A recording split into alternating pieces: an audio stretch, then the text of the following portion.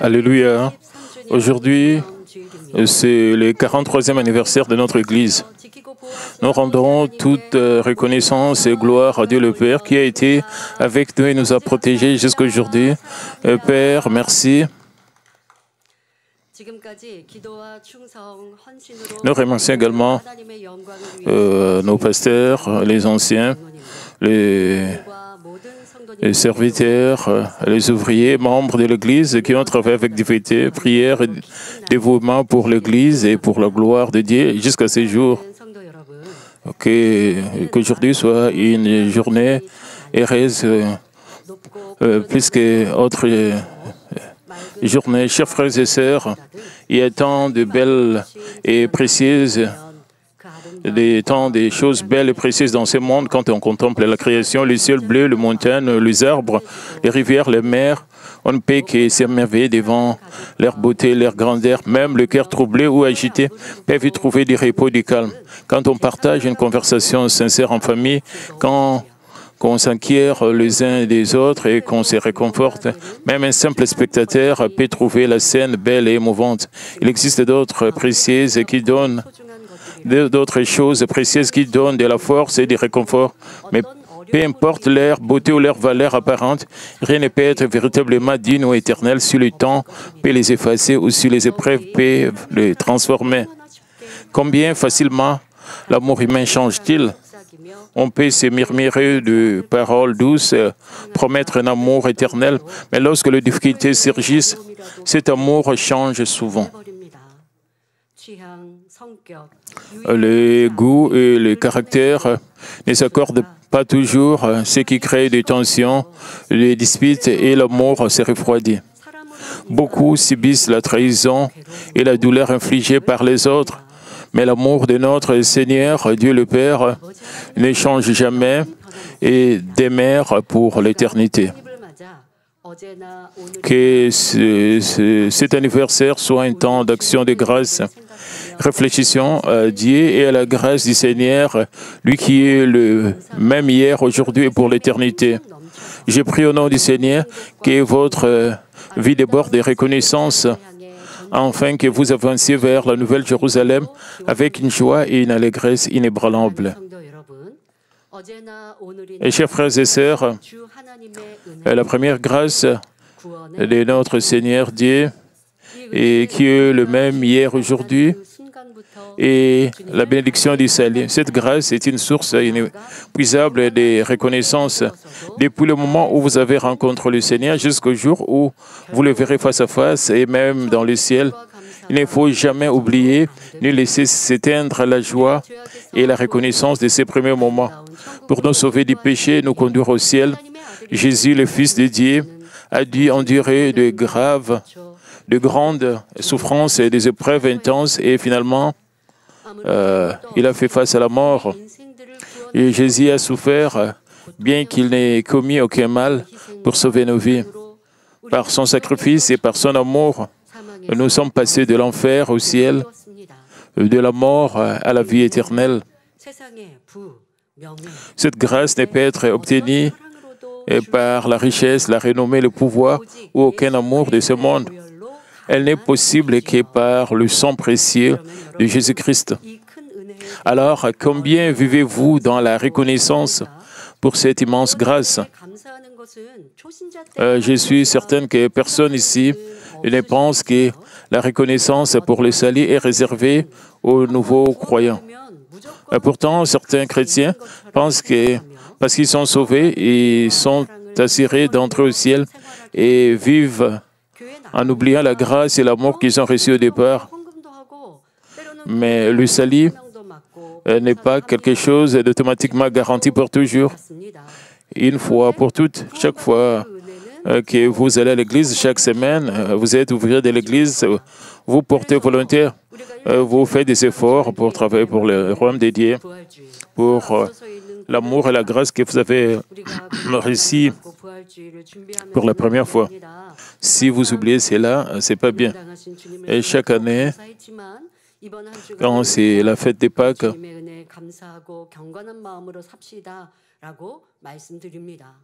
Et nous avons toujours une semaine où nous nous examinons, nous nous repentons pendant toute une semaine pour encore méditer sur l'amour du Seigneur, la grâce de Dieu sur nous. Quand nous faisons cela, et enfin, nous offrons le culte de Pâques. Nous pouvons offrir cela de tout notre cœur car nous préparons pendant toute une semaine.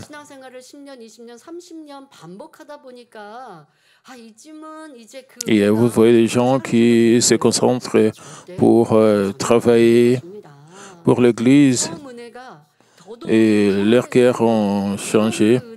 Pendant la semaine sainte, ils ne ressentent pas la grâce qu'ils ont reçue de l'amour de Dieu. Cette grâce n'est pas très forte comme quand ils ont reçu cette grâce pour la première fois. Comment est-ce que nous pouvons devenir comme cela?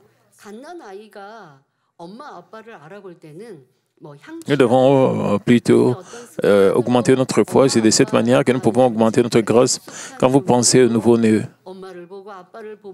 le nouveau-né considère le papa et maman, ses parents, comme ses parents parce qu'il voit ses parents à tout moment et il s'habitue à ses parents et il s'habitue à leurs paroles, à leurs actions. Et le nouveau-né, quand il commence à grandir, et il apprend beaucoup des habitudes et des attitudes de ses parents. Mais quand il est encore un nouveau-né, il ne réalise pas vraiment si ce sont vraiment. Il écoute seulement des voix, des sons. C'est une présence familière parce qu'il ne sait pas beaucoup de choses. Quand il commence à grandir, et il commence à réaliser beaucoup de choses. Et ce qu'il connaissait comme connaissance,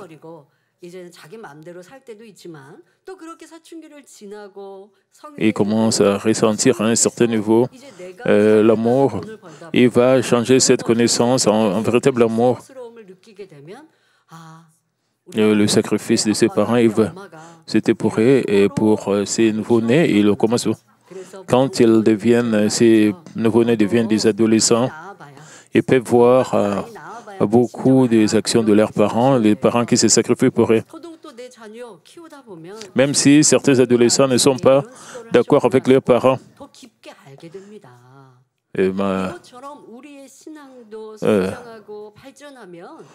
Le parent essaie de leur mieux pour aider les enfants.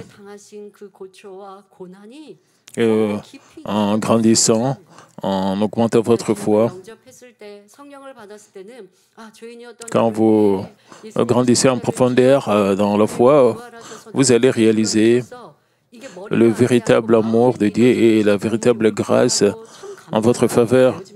Et quand vous croyez cela dans votre cœur, vous allez finir par verser de larmes de gratitude. Vous aimez plus Dieu parce que vous connaissez plus Dieu. Plus vous connaissez Dieu, plus vous comprenez le sacrifice de Dieu pour nous.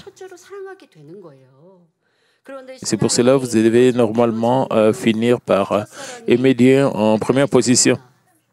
Même si vous avez mené votre vie chrétienne pendant plusieurs années, votre premier amour et votre première grâce ne vont pas disparaître si vous continuez à grandir dans la foi. Mais si vous oubliez cela,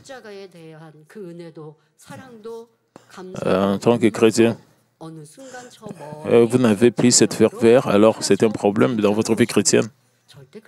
Parce que vous n'avez pas grandi, vous n'avez pas fait des efforts pour grandir spirituellement.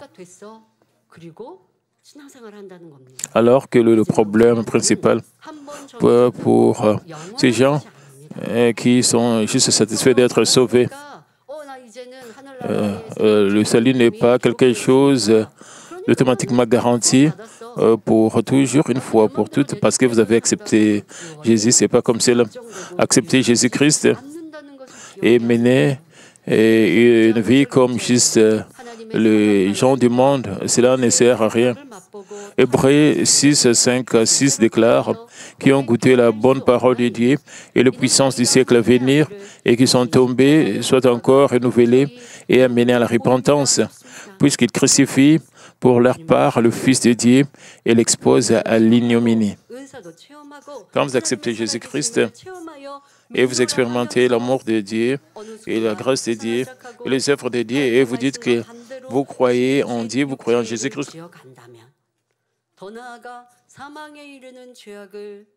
et vous commencez encore à aimer le monde et vous continuez à pécher, même après avoir accepté Jésus-Christ, alors vous n'aurez plus le salut entre vos mains. Jésus-Christ a été déjà crucifié et il a été crucifié pour nos péchés. Et notre Seigneur nous attend et à la main droite du côté droit de notre Père, du Dieu le Père. Si Jésus doit encore être crucifié pour nous, comment est-ce que nous pouvons recevoir le salut? Ce message n'est pas pour le païen, n'est pas pour les gens du monde, c'est pour nous chrétiens. Mais si nous continuons à pécher, nous continuons à agir d'une mauvaise manière, loin de la parole de Dieu, il n'y aura pas de pardon pour nous. Apocalypse 3, 5 déclare « Celui qui vaincra sera revêtu ainsi de vêtements blancs. Je n'effacerai point son nom du livre de vie, et je confesserai son nom devant mon Père et devant ses anges. » Les noms de ceux qui sont sauvés,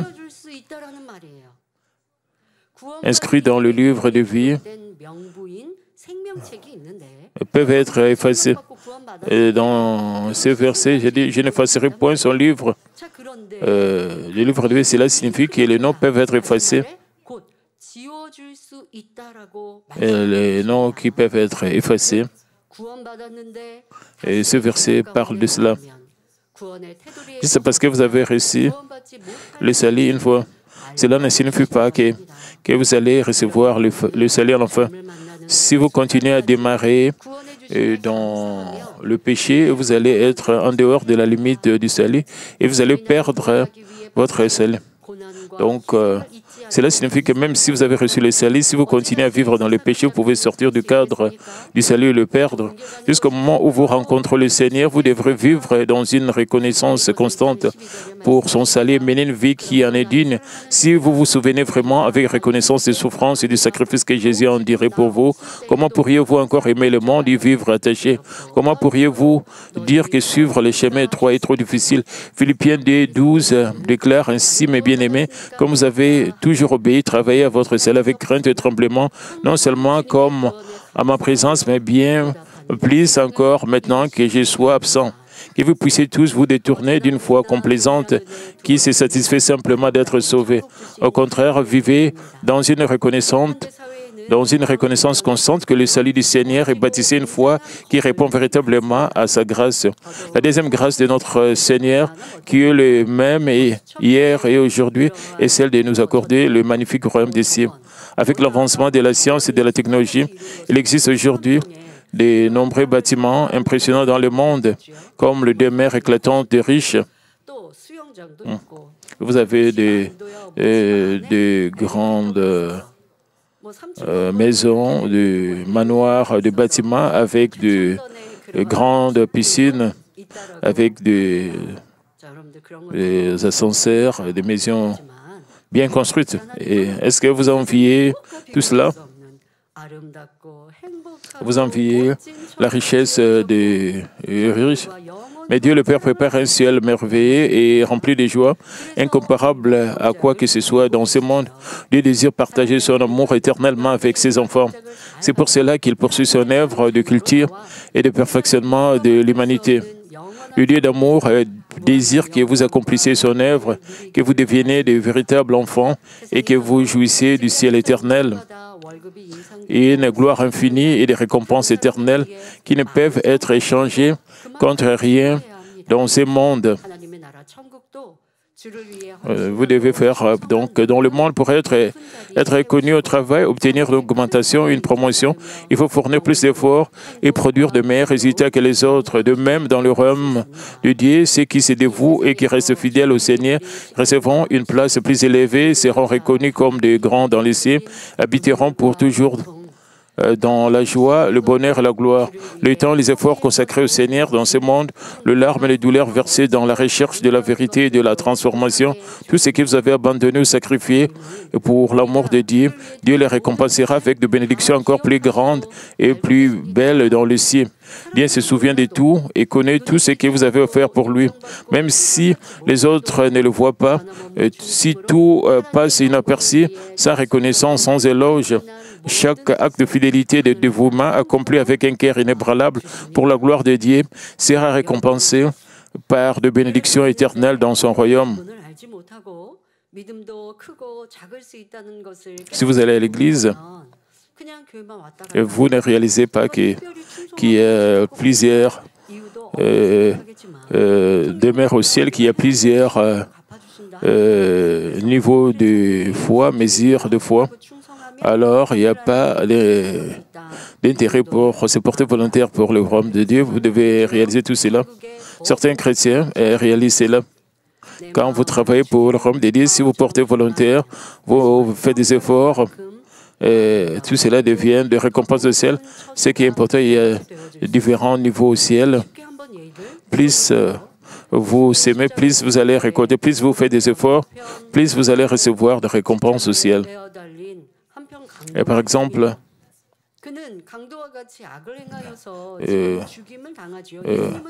parlons de la crucifixion.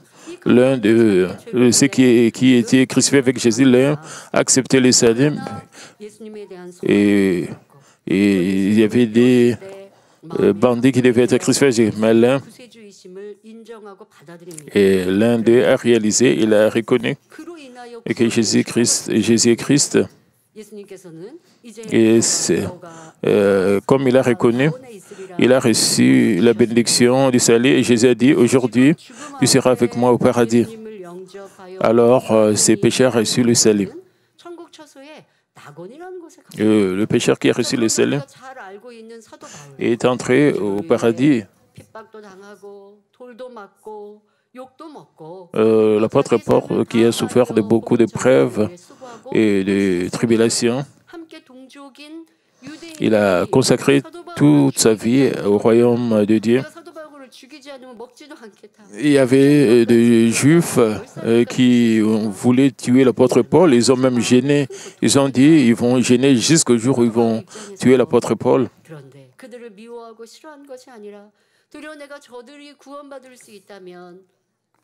Donc, vous pouvez réaliser comment est-ce que l'apôtre Paul devait se... Mais l'apôtre Paul avait un très bon cœur et il avait une grande foi. Mais il disait si ces gens pouvaient être sauvés, ça serait plus Paul.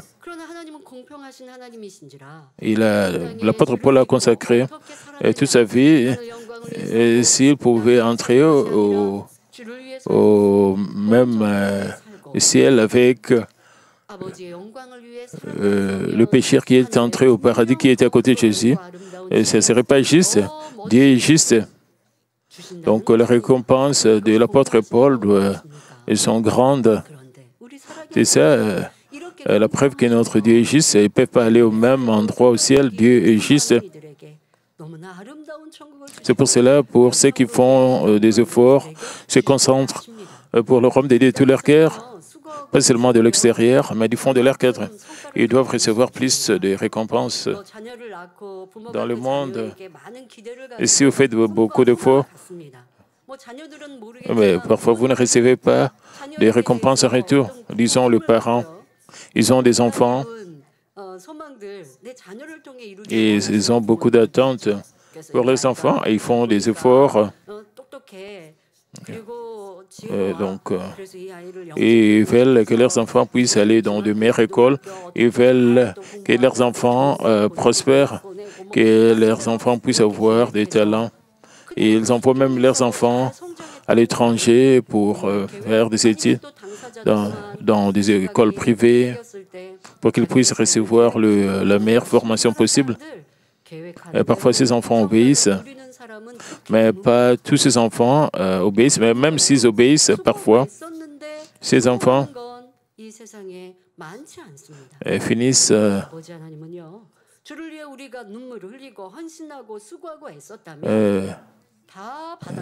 par accomplir l'objectif de leurs parents. Parfois, ils ne font pas cela. Dieu n'oublie jamais vos efforts. Pour le royaume, Dieu récompense toujours ce que vous faites pour le Seigneur. Et dans le monde, il y a des gens qui ne reconnaissent pas vos efforts, mais Dieu n'oublie jamais tout ce que vous faites pour son royaume. Il récompense toujours. Selon ce que vous faites, Dieu vous paye selon vos œuvres. Il vous récompense selon vos œuvres. Dieu le Père désire que ses enfants puissent entrer au royaume éternel du ciel. Si vous croyez cela, alors vous ne vivrez plus pour vous-même. Philippiens 3, 7 à 9 déclare, « Mais ces choses qui étaient pour moi des gains, je les ai regardées comme une perte à cause de Christ. Et même je regarde toutes ces choses comme une perte à cause de l'excellence et la connaissance de Jésus-Christ, mon Seigneur, pour lequel j'ai renoncé à tout, et je les regarde comme de la boue, afin de gagner et Christ et d'être trouvé en lui, non avec ma justice, celle qui vient de la loi, mais avec celle qui s'obtient par la foi en Jésus-Christ, la justice qui vient de Dieu par la foi. » L'apôtre Paul a mis de côté sa connaissance, ses expériences, son attitude moralisatrice et sa personnalité, ce sujet de fierté, ses rêves et ses espérances, et tout, afin de vivre pour le Seigneur. Il a confessé dans Philippiens 3, 13 à 14, « Frère, je ne pense pas l'avoir saisi, mais j'ai fait une chose, oubliant ce qui est en arrière et me portant vers ce qui est en avant. Je cours vers le but pour remporter le prix de la vocation céleste de Dieu en Jésus-Christ. » Comme l'apôtre Paul, si vous considérez ce que vous avez de plus précieux comme de la perte et que vous vivez uniquement pour le Seigneur et l'espérance éternelle du ciel, vous recevrez l'amour de Dieu sur cette terre, obtiendrez une place dans le ciel qui brillera comme le soleil. En ces jours d'anniversaire de notre Église, j'ai pris que l'espérance du ciel soit déversée abondamment sur vous. Avec cette foi et cette espérance, rejetez le péché de toutes vos forces et avancez sur le chemin de la sainteté pour ressembler au Seigneur. Par cette espérance céleste, soyez fidèles et portez beaucoup de fruits, afin que vous puissiez jouir du bonheur éternel et de grandes récompenses dans le ciel. La troisième grâce de notre Seigneur Dieu, qui est le même hier, aujourd'hui, et celle du Saint-Esprit qui nous aide dans notre faiblesse. Ceux qui ont reçu le Seigneur et le salut doivent avancer sans cesse vers le ciel, rejeter le péché et poursuivre la sainteté. Mais en chemin, il arrive qu'on trébiche. Parfois, on retourne de manière insensée vers le monde que l'on avait renoncé. Mais même alors, Dieu n'abandonne pas ses enfants ni ne les rejette. Dieu vous regarde avec tristesse, mais aussi avec une tendre compassion. Il vous exhorte et vous encourage à vous relever. Psaume 103, 13 à 14 déclare « Comme un père a compassion de ses enfants, l'Éternel a compassion de ceux qui le craignent, car il sait de quoi nous sommes formés et se souvient que nous sommes poussière. Même lorsque vous manquez, même lorsque vous êtes faible, le Dieu d'amour attend avec patience que vous vous repentiez et reveniez à lui. C'est pour cela que Dieu nous a donné le Saint-Esprit. L'Esprit qui habite en nous nous aide, nous enseigne et nous fortifie. Souvenons-nous de cette grâce et rendons-en grâce avec reconnaissance. Romains 8, 26 déclare, « De même aussi, l'Esprit nous aide dans notre faiblesse, car nous ne savons pas ce qu'il nous convient de demander dans nos prières, mais l'Esprit lui-même intercède par des soupirs inexprimables. » Repensez au moment où vous avez aimé le monde, ou lorsque vous avez perdu la plénitude du Saint-Esprit, vous avez entendu la parole, vous avez été témoin et même participant de nombreuses œuvres puissantes, et vous savez bien que Dieu est vivant. Et pourtant, vous avez aimé le monde, vous êtes resté dans le péché et vous n'avez pas vécu selon la vérité. Comment votre cœur se sentait-il à ces moments-là? Lorsque vous goûtiez au plaisir et aux joies du monde, y avait-il véritablement de la paix et du bonheur? Non. Il y avait de l'inquiétude, de la lassitude et parfois même de la crainte. Et ce n'est pas simplement parce que vous connaissez le ciel et l'enfer, mais à cause de la voix douloureuse du Saint-Esprit qui gémit en vous. Mais qu'est-ce qui arrive quand l'Esprit est éteint? Donc il y a de lamentation dans votre cœur. Disons,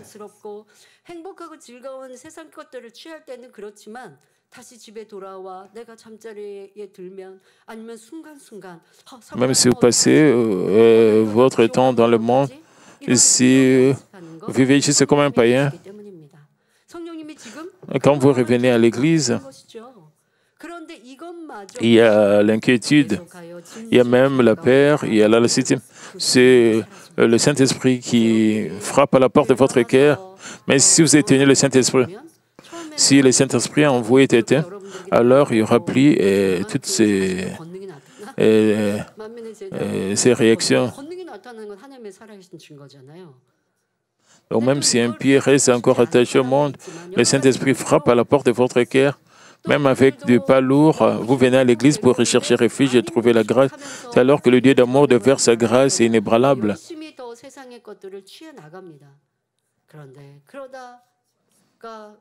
Et certains chrétiens ont trébuché les œuvres de puissance. Plus ils ont vécu dans le monde, plus ils s'éloignent de Dieu. Donc, plus vous voulez éteindre le Saint-Esprit. Maintenant, ces jours-ci, j'écoute des bons témoignages que certains membres contactent les ouvriers de l'Église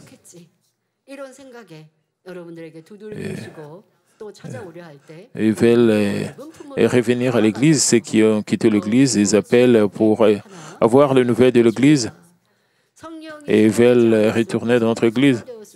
Quand ils vont revenir, que nous puissions les embrasser avec... C'est une grande différence. Et quand le Saint-Esprit est éteint et quand le Saint-Esprit est encore là, le Saint-Esprit va commencer à frapper à la porte de votre cœur. Et donc, vous devez vous assurer que le Saint-Esprit n'est pas atteint, n'est pas éteint. Le Saint-Esprit continue à agir. Et quand le Saint-Esprit reste encore, même si vous pouvez venir à l'église avec des pieds lourds, vous pouvez toujours venir à l'église. Vous avez encore le Saint-Esprit et encore le Saint-Esprit est en vous. Quand vous revenez à l'église, c'est alors que le Dieu d'amour déverse sa grâce inébranlable. Comme si Dieu vous disait, tu es venu, bien fait.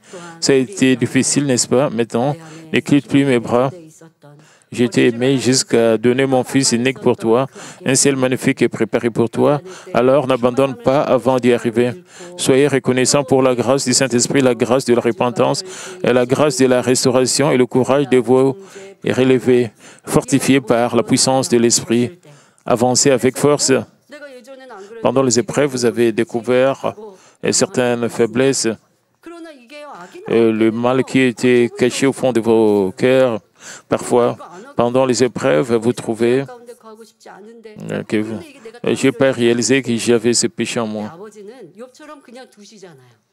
Et à travers cet environnement, le péché caché apparaît pour que vous puissiez vous débarrasser de cela. Dieu le Père a permis à Job, bien que Job avait beaucoup de faiblesses, de mal, pendant les épreuves, il a réalisé toutes ses impuretés et ses péchés qui étaient ancrés au fond de son cœur. À travers ses expériences, à travers cette situation, Dieu le Père vous donne l'esprit de repentance pour que vous soyez transformés. Alors, n'oubliez jamais la grâce de Dieu. et que vous puissiez devenir des chrétiens bénis. Donc, que ce soit en priant ou en vous armant de la parole de Dieu, en louant ou en servant fidèlement, et même quand vous êtes fatigué, seul, à bout de force, appuyez-vous sur le Saint-Esprit qui demeure en vous. Il a promis de vous aider. Alors, pourquoi marchez-vous seul?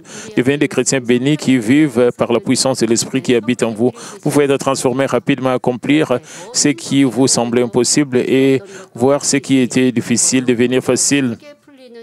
Donc,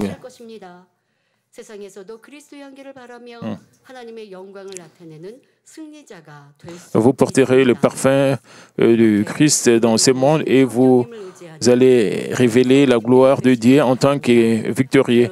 Que vous puissiez devenir des chrétiens pleinement bénis qui s'appuient entièrement sur le Saint-Esprit, votre aide fidèle. Chers frères et sœurs, Ésaïe 48 déclare « L'herbe sèche, la fleur tombe, mais la parole de notre Dieu subsiste éternellement. Le monde change à chaque seconde, l'amour humain change facilement aussi, mais la grâce et l'amour de notre Dieu ne changent jamais. Et c'est par cet amour que Dieu nous a sauvés, et c'est par cet amour qu'il nous conduit jusqu'au ciel. Lorsque nous regardons en arrière, sur les 43 années d'histoire de Mamie, nous voyons que la grâce et l'amour de Dieu n'ont jamais changé. Parfois, lorsque nous traversions un tunnel sombre, aucune lumière n'était visible. Le Dieu trinitaire était toujours avec nous. Même lorsque nous avons trébuché et crié que nous ne pourrions jamais nous relever, le Dieu vivant nous a relevés par sa puissance et nous a donné une nouvelle force pour marcher, même courir. Le Dieu de gloire immuable est toujours avec nous dans la foi et dans la dépendance. Nous rendons toute la reconnaissance et gloire à Dieu le Père. Père, merci, nous te glorifions. Et chers frères et sœurs, ayons foi en l'éternel Dieu qui est le même hier et aujourd'hui et avançons avec encore plus de force. Rendons grâce pour son amour et sa grâce inébranlable qui se sont déversés sur nous et engageons-nous à nous transformer avec plus de zèle et de diligence.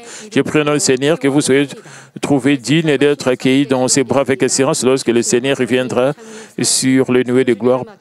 Prions tous concernant ces messages. Père Céleste, merci pour nous avoir protégés, pour nous avoir guidés jusqu'à ce jour, pour nous avoir permis de célébrer les 43e anniversaire de l'Église centrale Manmin. Père, merci parce que tu es toujours avec nous. Et Père, merci aussi pour ta grâce sur nos vies, Père, que nous puissions jamais oublier ton amour, ta grâce abondante. Même si nous trébuchions tombés, que nous puissions nous lever, que nous ne puissions pas abandonner jusqu'à la fin. Et Père, que nous puissions être transformés des chrétiens bénis. Et que nous puissions, Seigneur, demeurer dans ta volonté. Père, protège-nous. Père, nous te glorifions. Que nous puissions toujours te glorifier. Au nom de notre Seigneur Jésus-Christ, je prie. Amen. Maintenant, je veux prier pour les malades. Posez-vous ici à vos parties malades. Et pour la réponse, le désir de votre cœur, Père Céleste, aujourd'hui, nous sommes capables de célébrer le 43e anniversaire de notre Église. Père, merci pour nous avoir guidés et pour nous avoir protégés. Et que tu sois avec nous toujours. Père, nous te remercions parce que tu es toujours avec nous. Et nous n'avons jamais oublié qu'il est avec nous. Père, s'il te plaît, pose ta main sur nous depuis jusqu'à la tête. Et pour toutes les infirmités, toutes sortes de maladies, que toutes sortes de maladies soient consommées par le feu du Saint-Esprit, toutes sortes de faiblesses soient guéries, que nous soyons fortifiés, Père, et Père, avec le feu du Saint-Esprit, et que nous soyons fortifiés, que nous soyons en bonne santé, et que tout soit prospère, que nos âmes soient prospères, et toutes sortes de maladies soient consommées, et que toutes sortes de douleurs et que toutes sortes de problèmes soient résolus et par le fait que nous puissions te glorifier avec de grands témoignages de guérison. Et s'il te plaît, sois avec nos étudiants, qu'ils puissent bien étudier, qu'ils puissent rencontrer des très bons amis. Et s'il te plaît, protège-les. Bénis tous les membres de notre Église et partout où ils sont, avec tes yeux enflammés, Père. Père, sois avec nous pour le culte de ce soir. Nous allons offrir l'anniversaire de l'Église et la performance. Et Père, s'il te plaît, sois avec que tout soit prospère, que nous puissions te glorifier avec de grandes louanges et l'adoration. Et Père, s'il te plaît, sois avec nous. Et Père, nous glorifions Dieu la Trinité. Au nom de notre Seigneur Jésus-Christ, j'en sais prier. Amen.